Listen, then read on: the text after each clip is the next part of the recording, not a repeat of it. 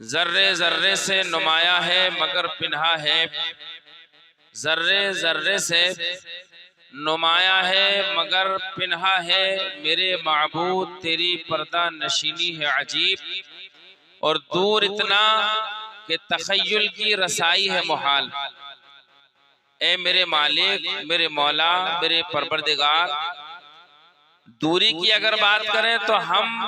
کیا ہمارے خیال بھی وہاں تک نہیں پہنچ سکتے، خیال بھی نہیں پہنچ سکتے، دور اتنا کہ تخیل کی رسائی ہے محال، اور قربت کا یہ عالم کہ رگے جاں سے ہے قریب، قربت کا یہ عالم کہ رگے جاں سے ہے قریب۔ اللہ تبارک و تعالی کے بارے میں ہر دور میں سوال ہوتے رہے، کیا اس کائنات کو، اس زمین و آسمان کو بنانے والا ہے یا نہیں؟ ہر دور میں طرح طرح سے سوال ہوئے اور جواب بھی دیے جاتے رہے۔ حضرات، اللہ تبارک و تعالیٰ کے وجود کے تعلق سے آپ اگر سننا چاہتے ہیں، عرب کے ایک دانش مند اعرابی اپنے ایک اونٹ پر سوار ہوا، اور سوار ہونے کے بعد وہ صحرائے عرب میں پہنچا۔ عرب کے صحرا میں پہنچنے کے بعد سینکڑوں میل کا سفر طے کرنے کے بعد جب وہ اپنے اونٹ سے اترا تو اپنے اوپر ناز کرنے لگا، فخر کرنے لگا کہ یار میں جس جگہ آ گیا وہاں کوئی نہ آ سکا، میرے جہاں قدم آئے ہیں وہاں کسی کے قدم نہیں آئے ہیں۔ ابھی یہ فخر کر ہی رہا تھا کہ اچانک اس کی نظر زمین پر پڑی، ریت پر پڑی، وہاں اونٹ کی مینگنیاں بھی پڑی تھی اور اونٹ کے قدم بھی چھپے تھے اور انسان کے قدم بھی چھپے تھے۔ وہ افسوس کرنے لگا کہ میں بلا وجہ میں فخر کر رہا تھا، مجھ سے پہلے بھی تو یہاں کوئی آ چکا ہے۔ اس نے دل ہی دل میں کہا، ارے یہ اونٹ کی مینگنیاں بتا رہی ہیں کہ مجھ سے پہلے یہاں اونٹ آ چکا ہے، یہ انسان کے ریت پر چھپے قدم کے نشان بتا رہے ہیں کہ مجھ سے پہلے بھی یہاں کوئی آ چکا ہے۔ کہ اچانک اس کے دل میں معرفت الہی کا نور جگمگا اٹھا اور وہ پکار کر کہنے لگا، جب میں نے یہاں آنے والے آدمی کو تو دیکھا نہیں، اس کے قدم کے نشان سے پہچان لیا کہ یہاں آدمی آیا ضرور ہے، میں نے آنے والے اونٹ کو نہیں دیکھا، لیکن ریت پر پڑی ہوئی مینگنیوں سے میں نے جان لیا کہ یہاں اونٹ آیا ہے، تو پھر میں کیسا نادان ہوں، اس زمین و آسمان کے سورج کو چمکنے سے میں نہیں جانتا کہ اللہ موجود ہے۔ وہ کہنے لگا، ہاں بے شک یہ زمین و آسمان بتا رہے ہیں کہ اللہ موجود ہے، اس چاند و سورج کا چمکنا بتا رہا ہے کہ اللہ موجود ہے، یہ پہاڑوں کی استقامت بتا رہی ہے اللہ موجود ہے، یہ دریاؤں کا چلنا بتا رہا ہے کہ اللہ موجود ہے، یہ ساری کائنات کا سسٹم ہمیں پتا دے رہا ہے کہ اللہ موجود ہے۔ حضرت امام اعظم ابو حنیفہ جو ہمارے مسلک کے بڑے امام ہیں، ان سے ایک منکر خدا کا مناظرہ طے ہو گیا۔ وہ کہتا تھا کہ اس زمین و آسمان کو بنانے والا کوئی نہیں ہے۔ مناظرہ طے ہو گیا، لوگ اکٹھے ہو گئے، بھیڑ اکٹھی ہو گئی کہ آج امام اعظم کا مناظرہ ہوگا۔ کہ امام اعظم ابو حنیفہ تھوڑی تاخیر سے آئے۔ اس دہریے نے جو خدا کا انکار کرتا تھا، وہ یہ کہتا تھا یہ زمین و آسمان خود ہیں، اسے کسی نے بنایا نہیں ہے۔ وہ سوال کرنے لگا کہ امام صاحب بڑی دیر سے آئے، بڑی دیر سے آئے۔ اب غور کریں، امام اعظم فرمانے لگے، اگر میں تجھ سے یہ کہوں، وہ کہنے لگے اگر میں تجھ سے یہ کہوں کہ میں ایک جنگل میں گیا اور اس جنگل میں ایک باغ کے کنارے ایک نہر بہ رہی تھی، دریا، اور اس دریا کے کنارے ایک بڑا مضبوط درخت کھڑا تھا، میں نے بڑا عجیب منظر دیکھا کہ وہ درخت میرے سامنے کٹا، کاٹنے والا نہیں تھا، خود اس کے تختے بنے، بنانے والا نہیں تھا، خود بخود اس تختے جڑے، کشتی بنی، کشتی بنانے والا کوئی نہیں تھا، خود بخود وہ کشتی پانی میں اتری، اتارنے والا کوئی نہیں تھا، خود وہ کشتی اس کنارے سے اس کنارے پہ پہنچی، چلانے والا کوئی نہیں تھا، اس کنارے کی سواری اس کنارے لائی، سواری لانے والا کوئی نہیں تھا، ادھر کی سواریاں ادھر لے جانے لگی، لے جانے والا کوئی نہیں تھا، تو کیا تو میری بات سچ مان لے گا؟ وہ قہقہا لگا کے ہنسنے لگا اور ہنس کر کہنے لگا کہ یار مسلمانوں کے اتنے بڑے امام ہو کے اتنا بڑا جھوٹ کہ پیڑ کٹ گیا، کاٹنے والا نہیں، تختے چر گئے، چیرنے والا نہیں، کشتی بن گئی، بنانے والا نہیں، سواری ڈھونے لگی، ڈھونے والا نہیں، چلانے والا نہیں، تو پھر حضرت امام اعظم ابو حنیفہ فرمانے لگے او نادان، اگر یہ بات جھوٹ ہے کہ بغیر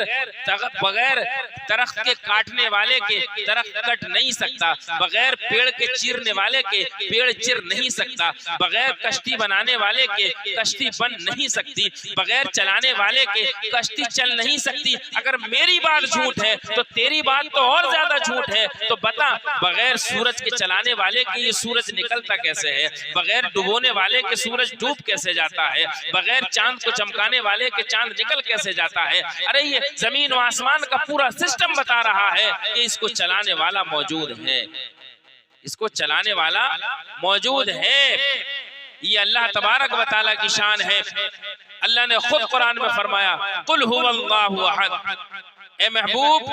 ان سے کہہ دو جو یہ سوال کرتے ہیں، کہہ دو اللہ ایک ہے، قل هو اللہ احد، کہہ دو وہ اللہ ہے اور وہ ایک ہے، اللہ الصمد، وہ بے نیاز ہے، وہ نہ کھاتا ہے نہ پیتا ہے اور وہ نہ سوتا ہے، سنتا ہے دیکھتا ہے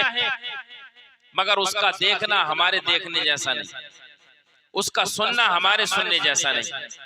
میرے رب کی شان، اگر تمہیں اپنے اللہ کو پہچاننا ہے، اپنے اللہ کو پہچاننا ہے تو اپنے نفس کو دیکھو، اپنے آپ کو دیکھو، اللہ تعالیٰ کی پہچان اپنے آپ میں نظر آئے گی۔ ہر انسان اپنے آپ میں غور کرے، من عرف نفسہ فقد عرف ربہ، جس نے اپنے نفس کو پہچانا اس نے اپنے اللہ کو پہچانا، جس نے نفس کو پہچانا اپنے آپ کو پہچان لیا اس نے اپنے اللہ کو پہچان لیا۔ کس طرح؟ اس طرح اے لوگوں،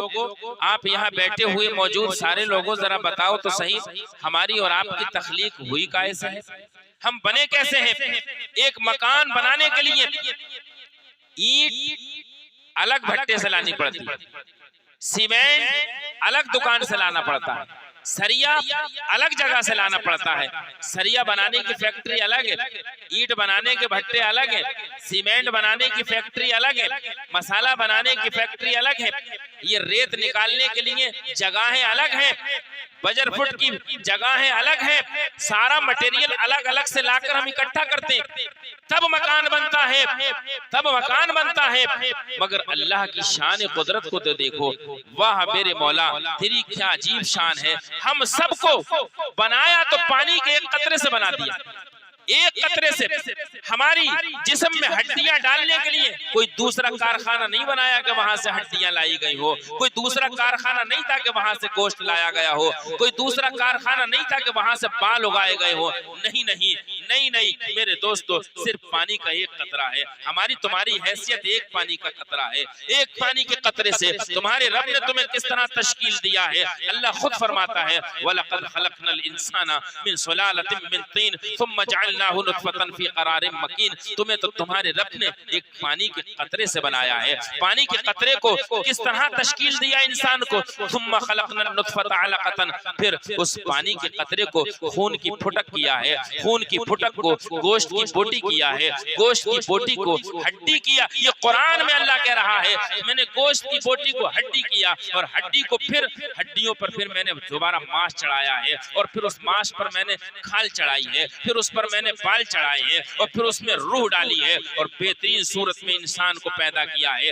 جب پانی کا قطرہ اپنی ماں کے شکم میں ہوتا ہے اور یہ انسان پانی کا قطرہ گوشت کا لوتھڑا بنتا ہے، تو ہماری ماں، انسان غور کر، کہ ماں آٹا گوندھ رہی ہوتی ہے اور تیرا پروردگار اس میں اپنی کاریگری کے نمونے بنا رہا ہوتا ہے، وہ چل رہی ہوتی ہے، ادھر تیری کڈنی تیار ہو رہی ہے، تیری ماں سو رہی ہے مگر تیرا رب تیری صورت بنا رہا ہے، تیری ماں چل رہی ہے مگر تیرا رب تیرا دل بنا رہا ہے، تیری ماں اٹھ بیٹھ رہی ہے، بول رہی ہے مگر تیرا رب تیرے اندر دھڑکنے پیدا کر رہا ہے، تیری ماں سب کام کر رہی ہے مگر تیرا رب تو تیری آنکھیں بنا رہا ہے، کسی کو معلوم نہیں، آنکھیں بنانے والا بنا رہا ہے، کڈنی بنانے والا بنا رہا ہے، دماغ بنانے والا بنا رہا ہے، دل بنانے والا بنا رہا ہے، اور میرے رب کا کمال تو دیکھو، کسی انسان کی صورت کسی انسان سے نہیں ملتی، کروڑوں انسان آ گئے اور چلے گئے اور کروڑوں آئیں گے، نہ کسی انسان کی آنکھیں میچ کھاتی ہیں، نہ کسی انسان کا فنگر میچ کھاتا ہے۔ تم نے دیکھا کہ آج اس انگوٹھے کا کمال کہ ہم انگوٹھا لگاتے ہیں تب لاک کھلتا ہے، ہم اگر لاک لگا دیں، یہ رب کی کاریگری نہیں تو کیا؟ اے انسان غور تو کر کہ رب تبارک و تعالیٰ کی کاریگری کو دیکھ کہ کس طرح اس نے ہمیں بنایا کہ ایک دوسرے کے انگوٹھے سے انگوٹھے میچ نہیں کرتے، اگر میچ کرتے ہوتے تو آج دنیا انگوٹھے پہ نہیں آتی، آج پوری دنیا انگوٹھے پر آ چکی ہے۔ یہ میرے رب تبارک و تعالیٰ کی شان ہے، اور اللہ تبارک و تعالیٰ کی قدرت دیکھیں، ہمارا رب کون ہے؟ رب وہ ہے جو ہمیں زندگی دیتا ہے۔ بھئی زندگی کون دیتا ہے؟ اللہ۔ اللہ وہ ہے جو ہمیں موت دیتا ہے، اللہ وہ ہے جو ہمیں دوبارہ زندگی عطا کرے گا، دوبارہ زندگی عطا کرنے والا بھی ہمارا رب ہے۔ ہم سے پوچھا جائے گا، دوبارہ اٹھا کر کے جب سوال کیا جائے گا، پوچھا جائے گا، اے انسان میں نے تجھے آنکھیں دی، میں نے تجھے پیر دیے، میں نے تجھے دل دیا، میں نے تجھے تمام عقل و شعور عطا کیا، تو نے اس عقل و شعور سے کیا کیا؟ میرا ذکر کیا، میرے ذکر کی محفل میں بیٹھا، مجھے یاد کیا، جب میرا ذکر ہوتا تھا تو تیرا دل بھٹکتا تھا یا تیرا دل میری محبت میں مچلتا تھا؟ اس سوال کا جواب ہر ایک کو دینا پڑے گا، اس لیے اپنے رب کو یاد کرنے کے لیے وقت مقرر ضرور کیجئے گا، اللہ کا ذکر ضرور کیجئے، اپنے گناہوں پر پشیماں ضرور ہو جائیے۔ یہ تمہارا رب ہے جو مردوں کو زندہ کیا کرتا ہے۔ قرآن پاک کے تیسرے پارے میں حضرت عزیر علیہ السلام ایک بستی کے پاس سے گزرے، او کالذی مر علی قریۃ وہی خاویہ، ایک بستی کے پاس سے گزرے حضرت عزیر علیہ السلام، وہ بستی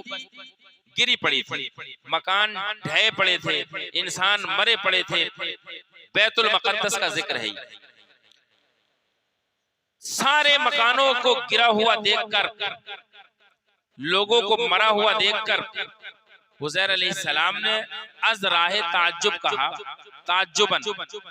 کہا، پروردگار انا یحیی ہذہ اللہ بعد موتہا، مولا تو مرنے کے بعد زندہ کیسے کرے گا؟ انہوں نے کہا مولا مرنے کے بعد زندہ کیسے کرے گا؟ اتنا کہا، آگے بڑھے، جس گدھے پہ سوار تھے اس سے اترے، پیڑ کے نیچے گدھے کو باندھا، انگور کا رس تھا وہ رس پاس میں رکھا اور کھانا پاس میں رکھا اور اس گدھے کو باندھ کے سو گئے۔ جب سوئے تو اللہ نے ان پہ موت طاری کر دی، سو گئے، 40 سال کی عمر ہے، صبح کا وقت ہے، یہ سوال کیا اور سو گئے۔ جب سوئے تو اللہ نے موت طاری کر دی۔ 70 سال جب گزر گئے تو ایک صحیح بادشاہ کا زمانہ آیا 70 سال کے بعد، اس نے پھر بیت المقدس کے آس پاس کی ساری عمارتیں تعمیر کرائیں اور وہاں چہل پہل ہو گئی۔ جب 100 سال ہو گئے، پورے 100 سال تک اللہ نے حضرت عزیر کو لوگوں کی نگاہوں سے پوشیدہ رکھا۔ جب 100 سال ہوئے تب اللہ تعالیٰ نے حضرت عزیر میں روح ڈالی۔ جب روح ڈالی تو پہلے حضرت عزیر کی آنکھوں میں روشنی آئی، آنکھیں کھلی، آنکھیں جب کھلی تو اللہ نے سوال کیا، قال کم لبثت، عزیر کتنے دن ہو گئے؟ جب سوئے تھے تو صبح کا وقت تھا، جب اٹھے ہیں تو شام کا وقت۔ سوال کیا کتنے دن ہو گئے، کتنا ٹھہرے؟ تو حضرت عزیر کہنے لگے، قال لبثت یوما او بعض یوم، اے میرے پروردگار ایک دن یا اس سے کچھ کم ہو گئے۔ انہیں لگ رہا تھا کہ صبح تو سویا تھا، اب اٹھا ہوں، لیکن ہو 100 سال گئے۔ قال لبثت یوما او بعض یوم، پروردگار ایک دن یا اس سے کچھ کم ہوا ہے؟